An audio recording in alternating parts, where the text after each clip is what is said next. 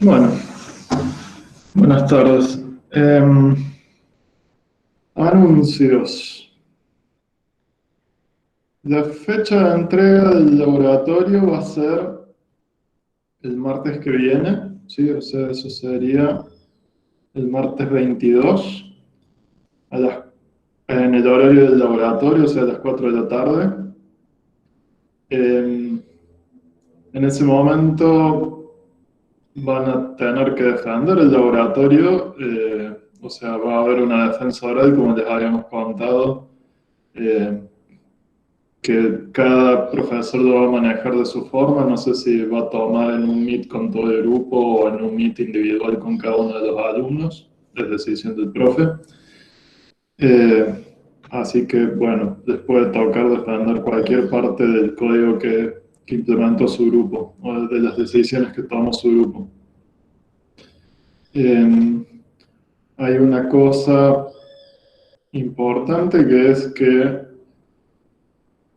son muchos, son bastante más alumnos que en general para esta cátedra, así que cada profesor tiene que corregir de aproximadamente 15 alumnos, eh, y eso quiere decir que quizás no terminemos de corregir el martes,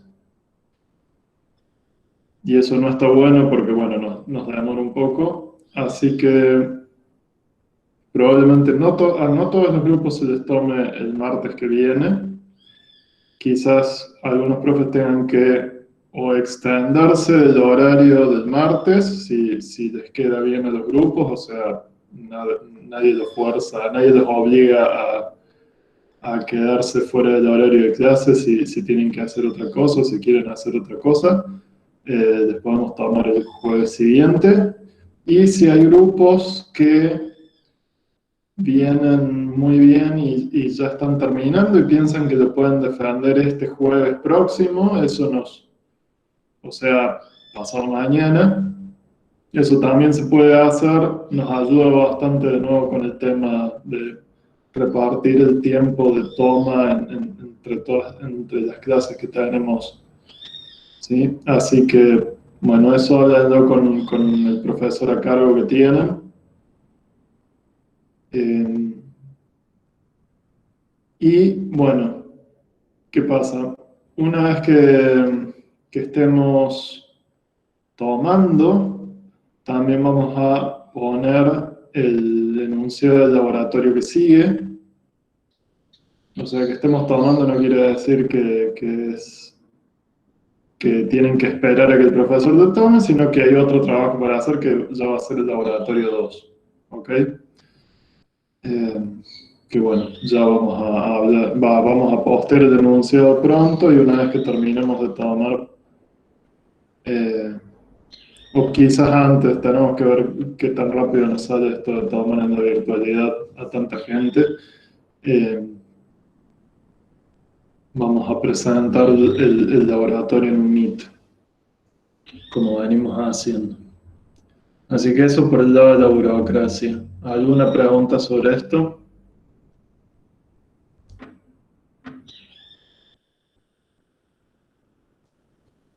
¿No?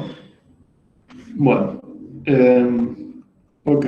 ¿Alguna pregunta general sobre el laboratorio, sobre la parte de... Bueno, todavía hay gente que está trabada con el tema test, si no, preguntas sobre el tema de ejecución, preguntas generales.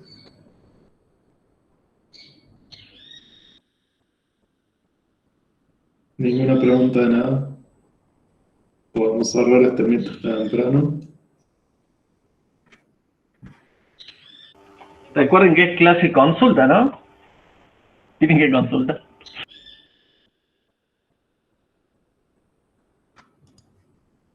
Profe, Sí, yo quería preguntar cómo sería el documento que dice que hay que entregar con formato markup sobre la documentación del proyecto y eso. bien. El tema de informe, sí. El informe es un documento en el que cuentan lo que hicieron y más que todo No, no es que hicieron, o sea, de decir, ok, implementé este archivo que hace esto, porque eso es parte del enunciado, o sea, eso no es tan interesante, sino, en general, ¿por qué hicieron lo que hicieron? ¿Sí? Hay decisiones que van tomando que son no triviales, que esos deberían contarlas, ¿sí? O sea, hay una justificación detrás de sus actos. Por ejemplo, de cómo implementaron el DC Command. ¿Qué estructura usaron para implementar el DC Command y el pipeline por detrás? Había un montón de opciones. ¿Cuál eligieron? Las que les pintó, las que les gustó más el nombre o eligieron alguna en particular porque se adapta mejor al problema. Eh, hay un montón de decisiones que van tomando en el momento que escriben código que tiene, que debería tener más justificación que tuve, me pareció. Me pareció no, porque me pareció puede estar bien justificado, pero como me dio una sensación de que debería ir por ahí, funcionó. ¿Sí? Eh, ¿Por qué? Porque estamos en ciencia de la computación y somos los científicos de la computación, ¿sí? O sea que deberíamos tener más que sensaciones de por dónde programar. Eh, Así que eso, el informe es un documento donde dicen los problemas con los que se encontraron y cómo los resolvieron. Eh, Creo que esto ya se lo dije a algún grupo, o lo dije yo antes acá en otro Meet. Teníamos un documento sobre cómo escribir informes, que no sé si ya está posteado en el Moodle, pero si no está posteado, vamos a darlo a subir para evacuar más dudas al respecto. Que es lo que les puedo contar acá, que me estoy olvidando de un montón de cosas. Eso responde la pregunta, al menos parcialmente. Sí, sí, gracias. Muchas gracias. Bien. ¿Alguna otra pregunta? Comando interno. Em, el tema es este. Si vos...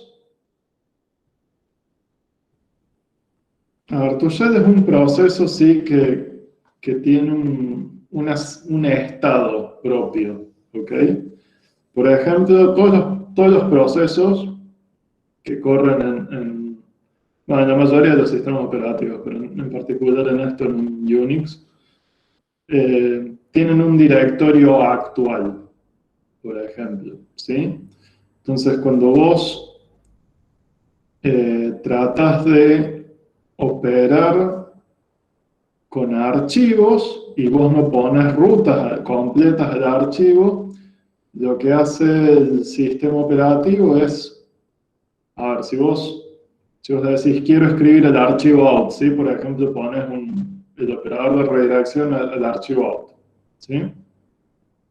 Ahora, ¿cuál es la ruta de ese archivo out? Bueno, el sistema operativo se fija en qué directorio está parado actualmente el proceso, ¿sí?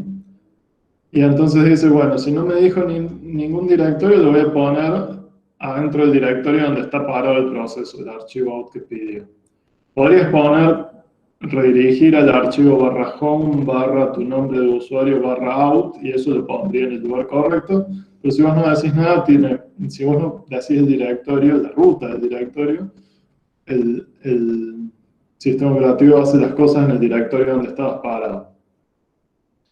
Y eso funciona para escritura, para ejecución, para un montón de cosas, ¿sí? Por ejemplo, si vos haces exec de... Bueno, sí, no podés hacer...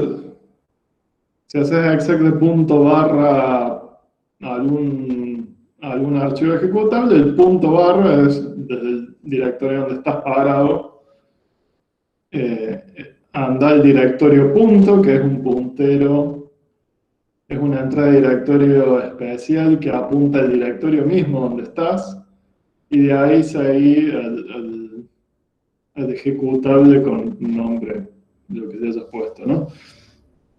Entonces, cuando el shell ejecuta cosas, por ejemplo, algo muy importante es esto, el directorio donde estás parado, porque de eso depende qué termina ejecutando. Vos podrías tener en dos directorios distintos un ejecutable que se llama Hola Mundo, y los dos hacen cosas distintas porque uno lo implementaste en C y el otro lo implementaste en Python, por ejemplo.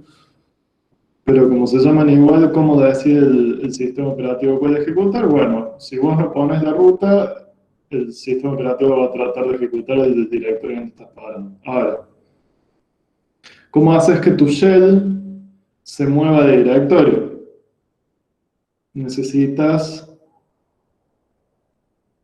alguna forma de que vos escribiendo en la línea de comandos de tu shell, le puedas comunicar a tu shell que se tiene que mover de su que tiene que cambiar el directorio del proceso a otro lado, ¿sí? Y a eso no lo puede hacer usando el modelo general de hacer fork, correr algo y esperar a que ese comando termine, porque si vos haces fork, haces alguna transformación que cambie el directorio y vuelve y esperas a que termine ese proceso, el proceso que se transformó el directorio fue el que forkeaste y no el proceso padre que es el shell donde vos querías cambiar el directorio actual, ¿sí? Entonces, los comandos internos son eso, son cosas que parecen programas por cómo uno las tipea. Por ejemplo, uno pone cd subdirectorio, ¿sí? Y uno eso lo escribe como si cd fuera un comando que vive que es un programa ejecutable en el sistema, pero no, cd lo captura tu shell y dice, ok, esto es una palabra reservada mía del shell cd, no voy a hacer fork y ejecutar algo, sino que voy a hacer algo que me transforme el estado del proceso shell mío, ¿sí? Que en ese caso va a ser hacer una system call que cambia el directorio de trabajo actual del proceso shell, ¿sí? Sin forkear a nadie. Los comandos internos se tratan de maneras especiales, no hacen lo que hace el shell para todo el resto, que es hacer fork execp, con un montón de cosas al medio. Creo que eso responde la pregunta.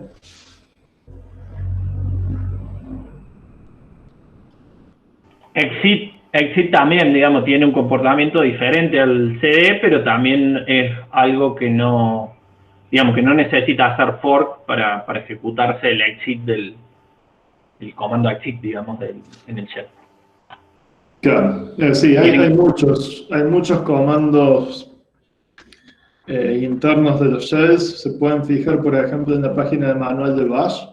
Tiene toda una sección de built-in commands, o no sé cómo es traducido en las páginas de manual del español, donde pueden ver que history, por ejemplo, es un comando interno, que cd, bueno, es un comando interno, y en sí Bash tiene todo un lenguaje pequeño de programación para scriptear cosas que ustedes ya lo estuvieron usando en el Lab 0. Bueno, la mayor parte de esas cosas, o sea, el for de Bash es algo interno, no es que está corriendo un programa for, ¿sí? que hace el loop.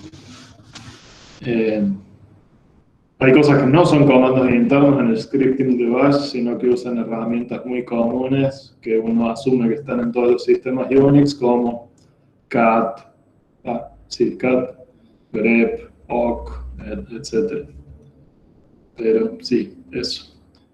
A ver, ¿eso responde la pregunta? No quiero dejar a nadie con dudas pendientes. ¿Hubo yo el que preguntó? ¿Sí? Ah, bien. Ok, tenemos otra pregunta acá. No se puede ejecutar dos comandos internos con un pipe o un comando interno con un comando externo y un pipe.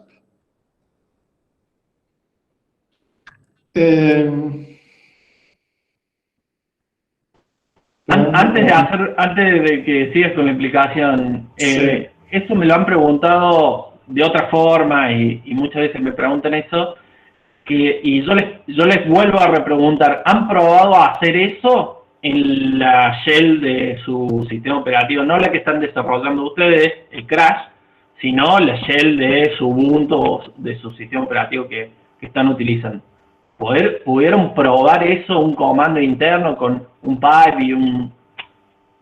o están preguntando porque se les ocurre y no quisieron probar, digamos?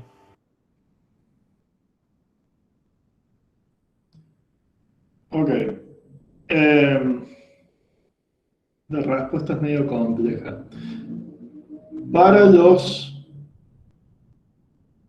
comandos internos que pedimos nosotros, no generan salida, así que no hace falta que se pueda manejar eso. Pero, si ustedes se fijan en Bash, hay comandos internos que generan salida que se pueden mandar por un pipe. ¿Cómo lo hace Bash a eso? Misterio.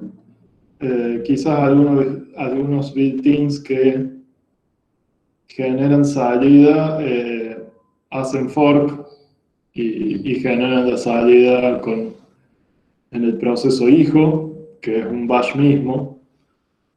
No ejecutan nada, pero siguen imprimiendo salida estándar y se trata como si fuera un programa haciendo execute DP. No sé cómo lo hacen, realmente se pueden fijar en el código de bash si quisieran. Nosotros no les vamos a pedir que puedan manejar pipes con comandos internos porque para los comandos internos que tenemos no es necesario. ¿Sí? Pero los shells lo hacen, lo pueden hacer. Los otros shells, los que usan. ¿Sí?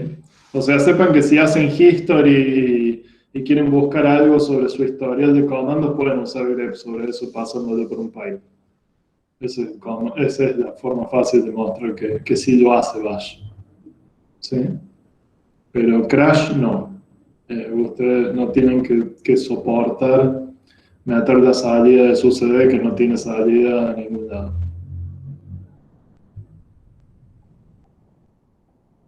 De hecho, Sí, igual uno no creo podría que ver. les fuera tan complicado hacerlo, pero no hace falta que lo hagan.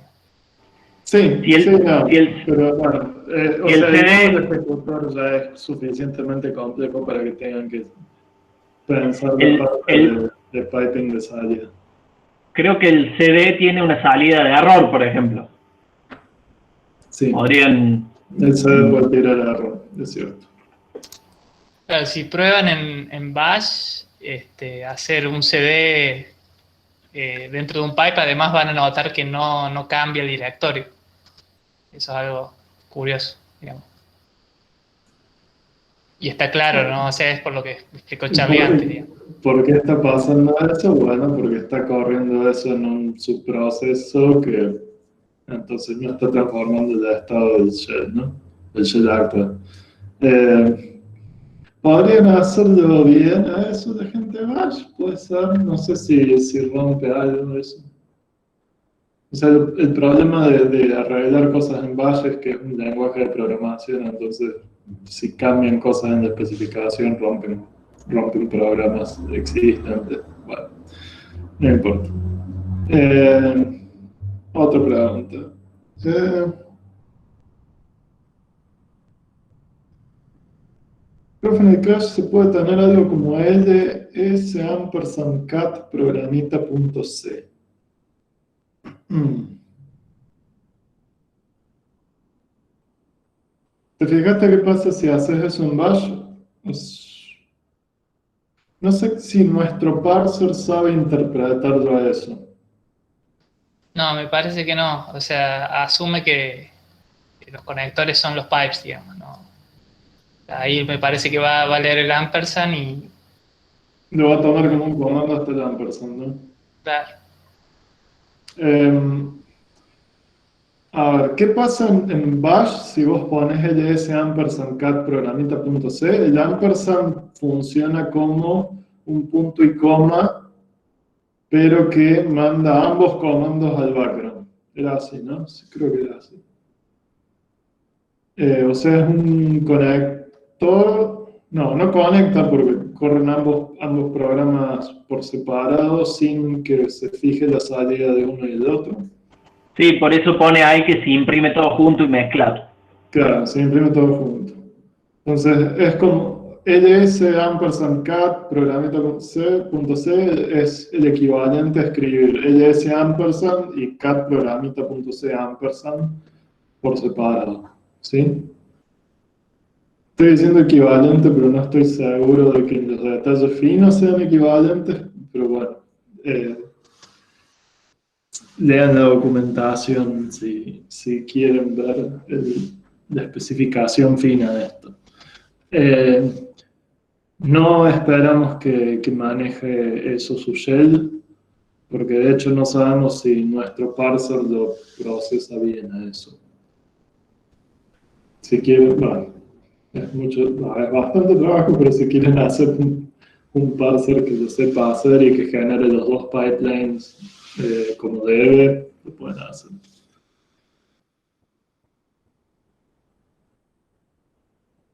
Bien.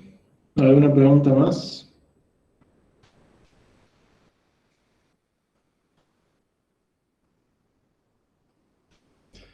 ¿Algún consejo para empezar el execute? Siéntense y pónganse en programas. No. Chiste. ¿Algún consejo para empezar el execute? Mi consejo para el execute no es un módulo que puedan programar a prueba y error, ¿sí? O sea, que piensen antes, garabateen, no sé, o en un archivo de texto, o en una hoja, o en una pizarra, en donde sea. Pónganse a pensar bien los casos difíciles del execute, que son la conexión de pipes y forks, cuando tienen que usar pipes y redirecciones. Porque tienen que hacer las cosas en cierto orden o no funcionan. ¿Sí? O sea, tienen cosas que tienen que hacer antes del fork y tienen cosas que tienen que hacer después del fork. El padre tiene que hacer unas cosas en particular, el hijo tiene que hacer otras cosas en particular, y después a eso, a su vez, lo tienen que, una vez que tienen resuelto ese problema de qué tiene que hacer cada uno, además lo tienen que estructurar de forma que esto funcione dentro de un ciclo, ¿no? Porque si tienen un pipeline de longitud arbitraria, entonces tienen que poder ir manejando de a pares el problema de redirigir la salida de uno con la entrada del otro.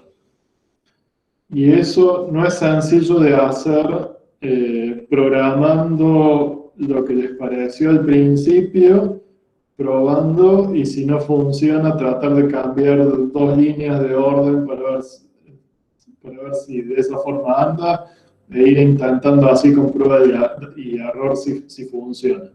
Eso les va a consumir mucho tiempo y no es una buena forma de encararlo. Entonces tratan de pensarlo antes, de tener claro para dónde apuntar desde un principio. Y para eso es bueno, o sea, traten de pensar siempre cuando traten de diseñar estas cosas, de qué forma se va a romper el modelo que están diseñando, ¿sí? O sea, una vez que dicen, bueno, vamos a hacer, no sé, creo los pipes primero, cierro esta punta en este proceso, cierro esta punta en el otro, hago fork, Y ahí uno se pone a pensar y dice, pero si cierran puntas antes del fork, entonces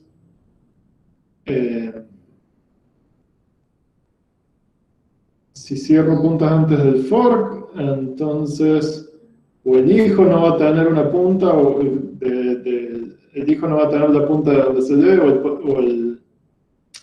perdón, el primer comando no va a tener la punta de donde se escribe, o el segundo comando no va a tener la punta de donde se lee. ¿Sí? Entonces, marcha atrás, no debería haber cerrado puntas antes del fork. ¿Sí? O sea, traten de pensar los casos en los que va a dejar de funcionar, que es básicamente ir como haciendo una batería de test en la cabeza, de ir tachando todas las cosas que tiene que cumplir, todos los casos complicados que tiene que poder manejar su código. ¿Sí? Perdón, Charlie. Por ahí eso también lo hicieron varios grupos, preguntaron sobre eso, de cómo encararlo al principio del execute. Nosotros por ahí le comentamos con Mili, me parece que tuvimos ahí también como una pequeña ayuda para que lo planteen desde el caso más simple, que es un comando built-in, nada más, o sea, el CD, que se ejecute el CD o que se ejecute el exit. Una vez que tienen resuelto ese caso en particular, pasar al caso siguiente, en que sea un comando que no es built-in, digamos, que es externo, y que sea un solo comando, o sea, ejecutar un único comando. Una vez que tienen resuelto eso y anda un programita que ande que ejecute esas cosas nomás, que lo pueden hacer, porque pueden crear un pipeline de ustedes, no que lea el stdin, digamos, como tiene que ser al final, sino crear un pipeline a mano con ese comando específico y simple. Después pasar a un comando que sea un poquito más complejo, que vendría a ser un comando externo con redirección, o sea, con los piquitos para un lado y piquitos para el otro. Y una vez que esté funcionando el execute con ese comando, con ese tipo de comando, recién ahí pensar esto que le dice Charlie de, bueno, ahora vamos a hacerlo más grosso, que vendría a ser dos comandos empipados, digamos, con un pipe al medio. O sea, dos comandos de los comandos que pueden ser anteriores que tenemos, que estuvieron probando. Puede ser el simple al principio y después simple con redirección, con un solo pipe entre medio. Una vez que tienen eso, que son dos comandos, que es una unidad de dos comandos, que los pudieron hacer andar, que pudieron cerrar y abrir el pipe correspondiente, digamos, cerrar y abrir, digamos, con el, que ahí van a utilizar la función doom para hacer eso, y pudieron forkearlo y pudieron ejecutar esos dos comandos. Recién ahí pensarlo en el caso general cuando es n cantidad de comandos empipados, digamos, de alguna manera. Claro, incluso si quieren hacer pruebas sin usar los tipos de datos pipeline, mscommand, pueden usar directamente, digamos, los literales, digamos, pasándolo directamente, qué sé yo, a ejecutar ls y después tratar de que esos, en vez de que se muestre por pantalla, mandarlo a un archivo bien a mano. También es una prueba válida, o sea, si no se quieren complicar con crear el pipeline y ponerlos a ese command y todo eso. Y de paso ya van manejando por ahí las salidas que tienen las syscalls, digamos. Una vez que ya dominen la syscall, es mucho más fácil pensar en hacer el execute, porque van a saber bien qué casos tienen que tener en cuenta. Y además, lo más importante, van a ver que funciona, digamos, porque hasta que no vemos que realmente pudimos redirigir la salida o que pudimos forkear o qué sé yo, es como que queda todo muy teórico en el código y por ahí cuando no funciona no sabemos qué le podemos haber errado, digamos. Sí. Bien, disculpen, tienen mucha razón Nano y Marco, que yo me salté toda la práctica que hay antes de llegar al punto donde uno puede diseñar el código definitivo, ¿sí? O sea, tienen que tener confianza en su habilidad de usar fork, exec, pipe antes de ponerse a diseñar la versión final, porque no son fáciles de usar. Y para eso sí, prototipar está bueno.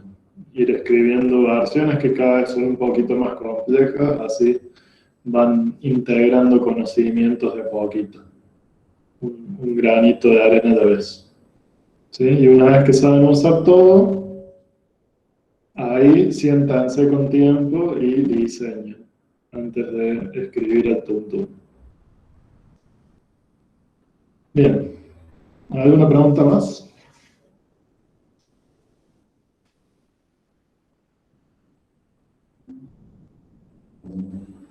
Otra cosa importante para el execute es que es una función que quedaría grande si meten todo el código dentro de una función, ¿sí? Entonces está bueno, una vez que tengan más o menos la idea de lo que tiene que pasar, ¿sí? Que pueden escribirlo en pseudocódigo, por ejemplo, sacar los pedacitos comunes que les hace falta para implementar toda la ejecución a funciones aparte que hagan cositas pequeñas muy específicas y que puedan ver que funciona o que tengan una intuición de que funciona con verlas nomás, porque es poco código que revisar, ¿sí? Por ejemplo, no sé, una función que configure los pipes. Entonces, cuando se tienen que fijar en los pipes, van y revisan esa función y que se esté llamando en el momento correcto, y con eso ya se entienden de eso, en vez de tener que ver cómo interactúa con todo el código grandote de execute que les va a quedar varias decenas de líneas. Comunicación entre padre e hijo. ¿Qué comunicación entre padre e hijo? Porque nosotros, la idea de execute es que si vos tenés un pipe entre dos procesos, esos procesos deberían ser hermanos. Ok. Si el hijo corre un proceso, el shell, que es el padre, sí quiere saber cuándo terminó y cómo. Y eso se hace con la familia de syscalls wait y wait build. ¿Sí? Que lo que hacen en general es buscar un proceso hijo que terminó y devolver el estado con el que terminó ese proceso y limpiarlo de la tabla de procesos. ¿Sí? Tienen detalles, o sea, wait hace la forma, bloquea y siempre espera al primer hijo que muere, que termina, y wait build deja especificar más cosas y no necesariamente bloquea, y eso es útil para implementar alguna parte del laboratorio, que me imagino que ya se estarán imaginando qué es. Entonces sí, la forma de extraer el resultado del proceso hijo es con las wait. Lo que devuelven las funciones wait es el código de error de esos procesos. Código de error o suceso, ¿no? El int que devuelve su main, ese es el valor de retorno de su programa. Bueno, eso es lo que recibe el shell cuando hace wait. Está todo conectado.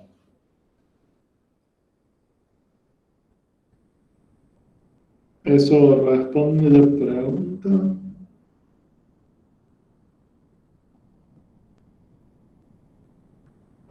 Devuelve el estado, pero yo quiero el resultado.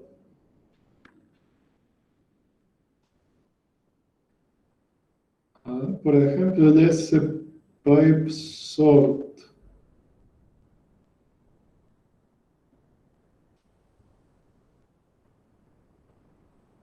Quiero el resultado de ese para sortearlo.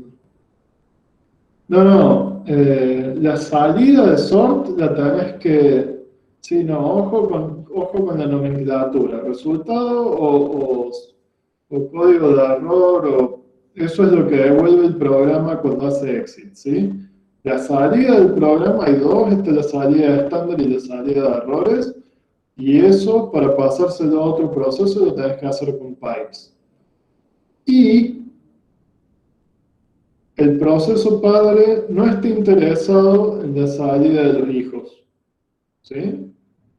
O sea, si vos tenés ls y sort, tanto ls como sort son procesos hijos de tu bash, o sea, están al mismo nivel entre ellos, son hermanos, y para comunicarse entre ellos hay un pipe que creaste que lo ven ambos. ¿Cómo creaste ese pipe para que lo vean ambos procesos hijos? Es algo con lo que tenés que tener mucho cuidado cuando haces el execute. O sea,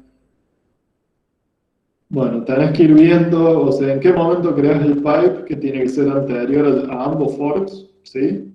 Porque si no, no lo ven ambos procesos. ¿Y qué puntas del pipe tenés que leer en un proceso y escribir en el otro? ¿Y qué puntas del pipe tenés que cerrar en los procesos para que eso funcione? Eso ayuda en la dirección que tenés que ir. ¿Aclaro la duda?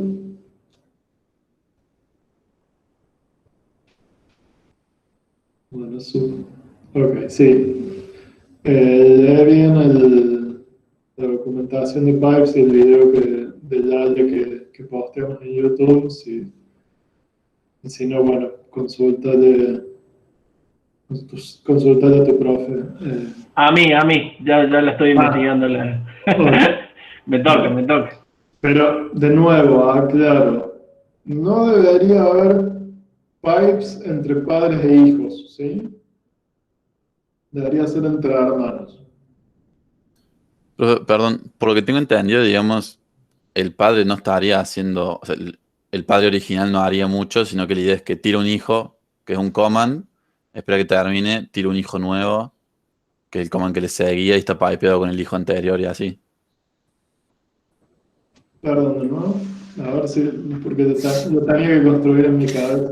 O sea, a mí me dan una pipeline, yo soy execute. Sí. Vengo, me forqueo, o sea, si la pipeline no está vacía, me forqueo. Sí. Si soy el hijo, no, preparo las ¿por qué te redirects. forcaste? No. Ya no forquemos de más. Exploté, no. No, pues, o sea, mi razonamiento era, si estoy en execute, si lo forqueo, el hijo se encarga de establecer la redirección y llamar a exec, y el padre tira wait y espera. Y vuelve de nuevo. Ok. Si sigo teniendo un comando pendiente, forqueo, el hijo hace la parte del execute y el padre espera. O Pero ¿quién capaz que es hizo el innecesario pipe? hacer eso, digamos. No sé. ¿Quién hizo el pipe? O sea, el hijo hace pipe, o sea, abre y cierra los pipes que tiene que abrir y llama a exec. No, espérate, pero ahí es el problema. Vos necesitas vos tenés bash arriba, ¿sí? Y tenés el ls y sort, ¿ok? Ahora, vos necesitas que haya un pipe entre el proceso ls y el proceso sort. Ahora, si alguno de los dos hijos, ls o sort, crea el pipe, el otro no lo puede ver, ¿sí? Porque el otro es una copia del proceso padre que es crash, perdón. ¿Sí? Claro. Entonces, para que ambos procesos vean el pipe, el que tiene que crear el pipe antes de hacer fork es crash, ¿sí? El padre. Ah. O sea, Entonces, se crea el pipe, se hacen los forks, y ahora los hijos, que ambos ven el pipe, le dicen, ok, yo soy el proceso que está antes, tengo que redirigir mi salida hacia ese pipe, y con la parte de entrada de ese pipe no voy a hacer nada, así que la cierro. Y el proceso sort dice, yo estoy después en este pipe particular, así que tengo que redirigir mi entrada a ese pipe, o sea, todo lo que salga de ese pipe pasa a ser mi standard input, que eso lo hacen con dup.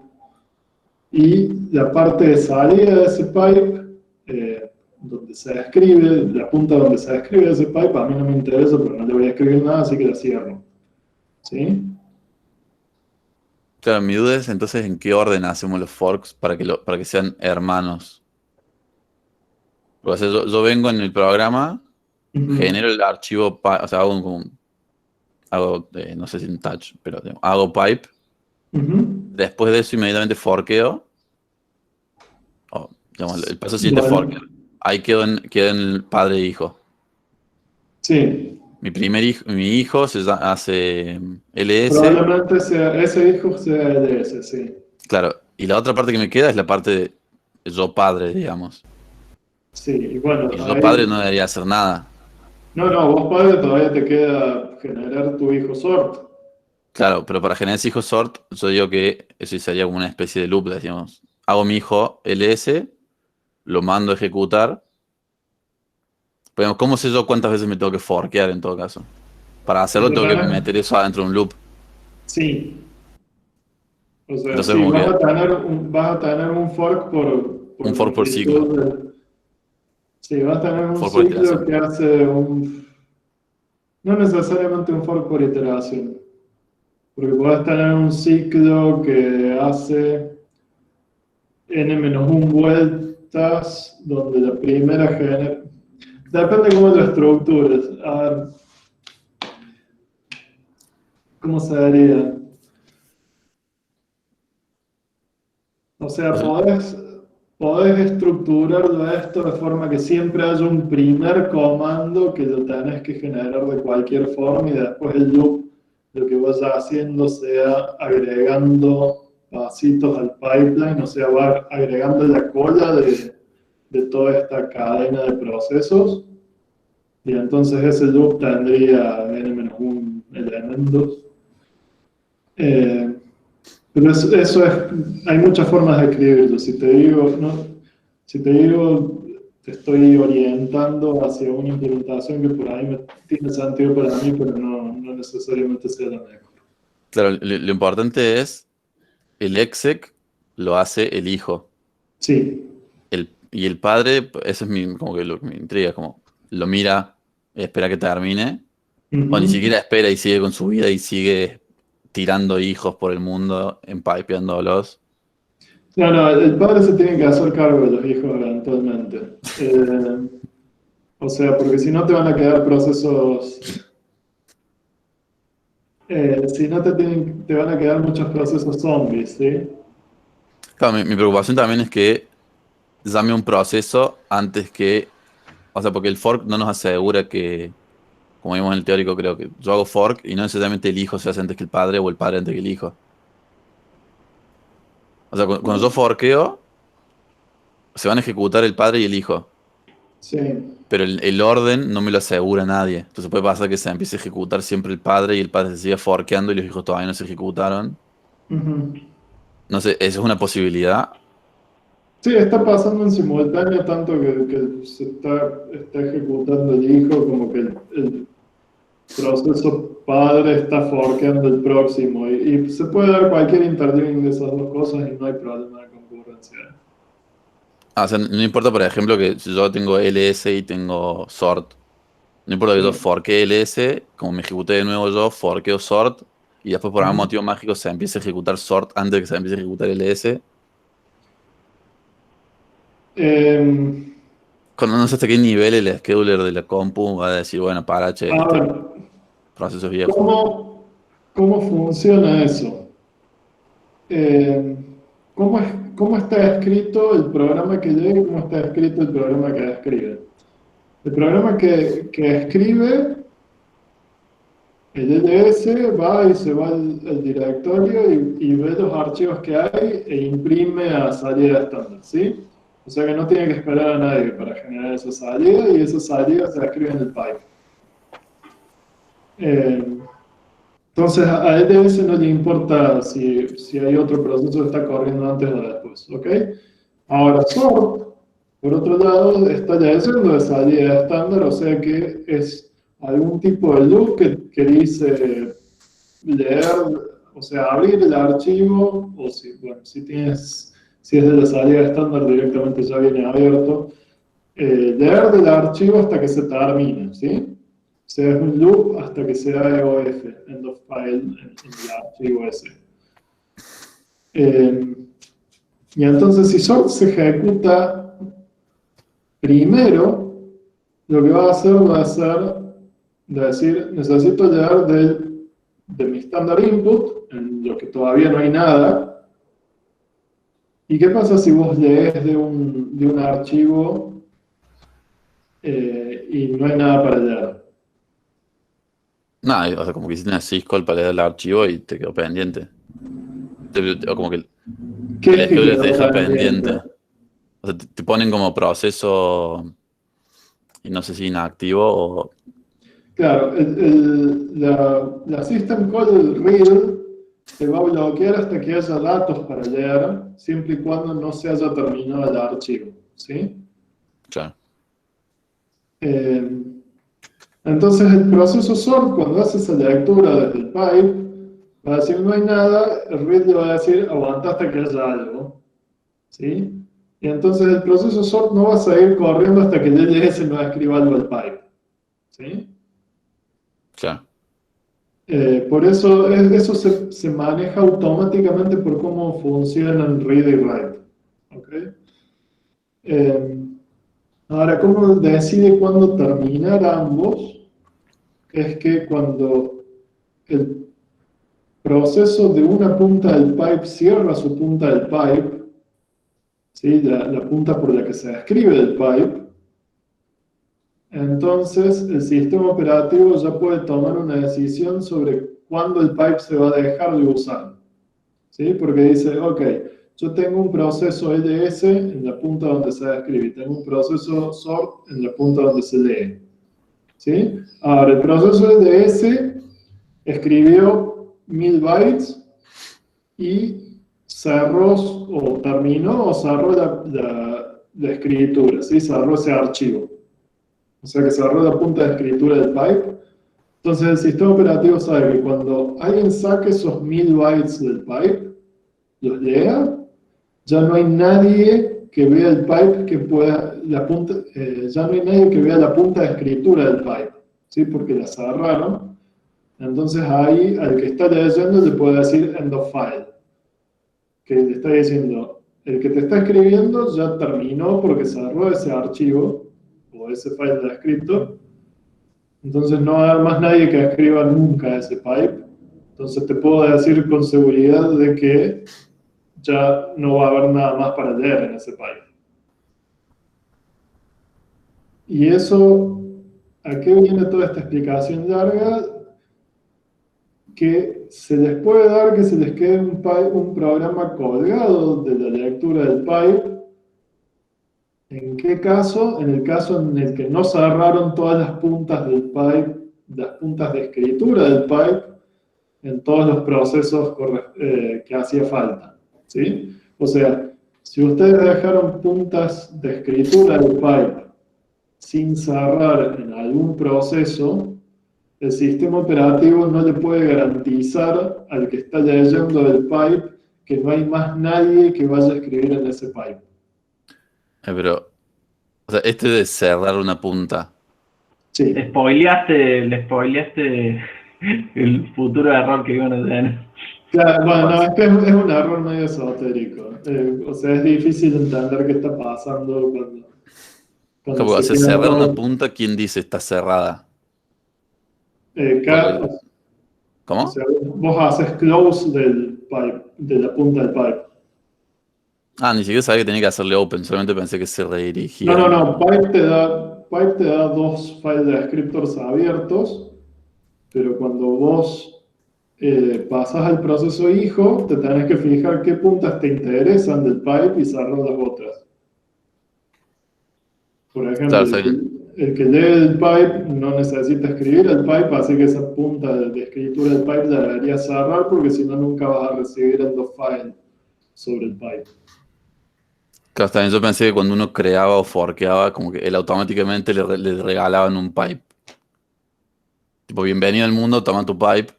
Claro, o sea, te dan un pipe compartido, Y ahí vos tenés que decir, bueno, yo soy proceso hijo que está después en el pipeline y quiero solamente leer, entonces apunta por donde se escribe. No la voy a usar y si no la uso, la debo cerrar, porque si no, no va a funcionar eso. Claro. Y, perdón, yo tengo un pipe, hago exec. No, Sí. no podría tratar de cerrar el pipe después del exec, porque en teoría, si todo sale bien, después del exec no hay más nada. Después del exec hay otro programa que no sabe que tiene un Claro. pipe. Entonces, todos estos programas que yo estoy llamando saben cerrar pipes, supongo. Pues yo llamo ls con exec. Los programas a los que estás ejecutando saben hacer cosas con su entrada y su salida estándar. ¿Sí? Claro. Están engañados los programas. Que son file descriptors. Entonces, cuando el programa termina, por ejemplo, cierra todos sus file descriptors abiertos. ¿Sí? Claro. Hace eso, tira close, pero el programa mismo es el que tira close. Pero Yo no puedo ojo, confiar en eso. o sea, vos podés confiar en que, sí, que el programa que termina cierra su file descriptors abiertos. Bien. Que no necesariamente lo hace explícitamente. O sea, fíjate si vos implementás LS por tu cuenta, no te hace falta poner un close en ningún lado. Entonces, ¿quién lo está haciendo? El sistema operativo, porque dijo, no cerraste nada y... Claro, terminó este proceso, entonces no hay forma de que use esos files descriptors.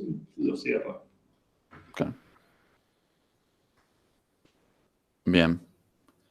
Pero mini pregunta, ¿ya hablaron del tema de built-in? Bueno, a ver si, ¿qué pregunta de built-in? Hubo preguntas de built-in. Claro, no, porque lo vimos un poquito recién con el profe que tenemos asignado y nos quedó la duda de si built-in pertenece en un pipeline o no. Y para mí era que sí, pero el profe lo está investigando todavía. Entonces, si ya está en la grabación, lo veo en la grabación y ya está. Sí, respondimos esa. Se pregunta. Está en la grabación. Sí, Perfecto. está en la grabación. No, pero entonces eso, yo hago un pipe antes de forkear y el hijo ya va a saber quién es su pipe. Y él abre, cierra, reconecta, todo lo que tiene que hacer antes de llamar a exec. Sí. Joya. Gracias. Bueno, la tarea de saber en qué punto del pipe está uno no es sencilla. Sobre todo cuando uno está en el medio de un pipeline más largo. Bueno, piensa en el loop no es trivial, es muy difícil no es muy difícil. O sea, si uno lo diseña con cuidado y lo piensa y lo diagrama antes de escribirlo, entonces sabe lo que tiene que hacer. Ahora, si uno va haciéndolo,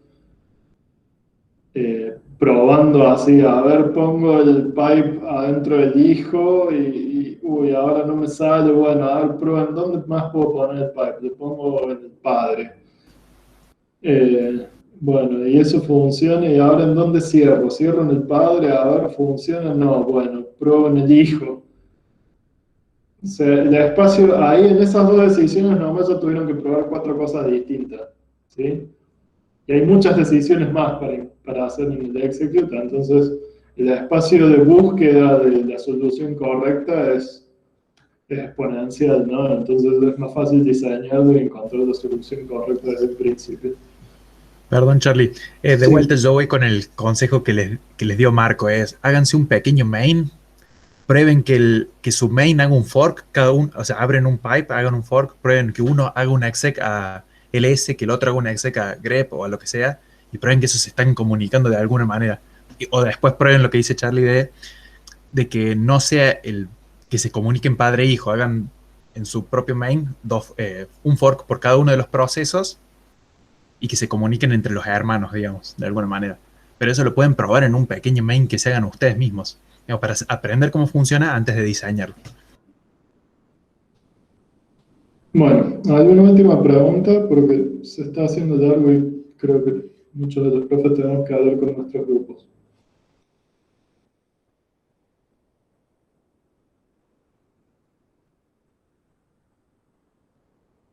Bueno, ok, entonces cerramos acá.